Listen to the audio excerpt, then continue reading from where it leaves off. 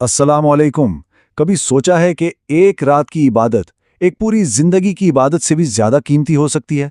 आज हम इसी खास रात लैलतुल कदर की हकीकत को कुरान और हदीस की रोशनी में जानने की कोशिश करेंगे।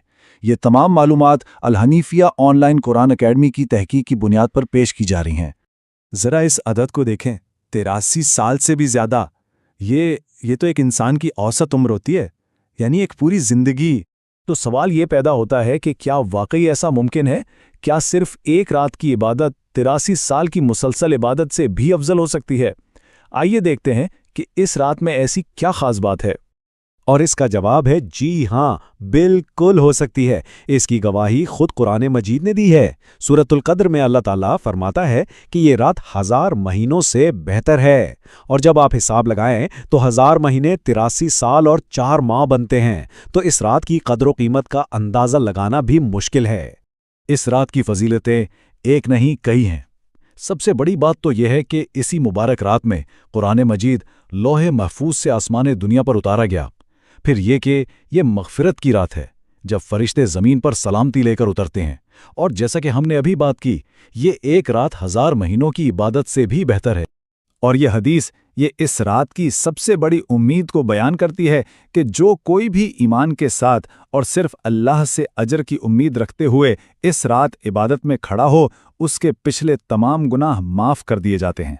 सोचें, ये मग़फ़िरत का कितना बड़ा मौका है। तो ठीक है, ये रात इतनी अहम है, मगर अब सबसे बड़ा सवाल ये है कि इस अनमोल रात को तलाश कहाँ और कब किया जाए। चलें अब इस पर बात करते हैं। सही अहादीस से हमें बिल्कुल वाज़ेह रहनुमाई मिलती है।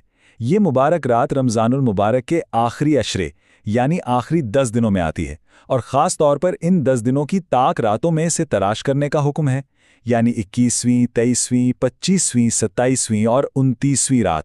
लेकिन यहाँ एक बड़ा दिलचस्प नुक्ता है। अल्लाह ताला ने इस रात को पोशीदा क्यों रखा? उसकी तारीख बता क्यों नहीं दी? इसमें हिकमत यह है कि बंदा सिर्फ एक रात पर इक्तफा ना कर ले, बल्कि इस कीमती रात की तलाश में आखिरी अशरे की तमाम ही ताक रातों में मेहनत और इबादत करे और ज़्यादा से ज़्यादा अजर कमाए। अच्छा, अहादीस में इस रात की कुछ निशानियां भी बताई गई हैं, जैसे कि इस रात मौसम बहुत खुशगवार और मोतदिल होता है, न ज़्यादा गर्मी न ज़्यादा सर्दी।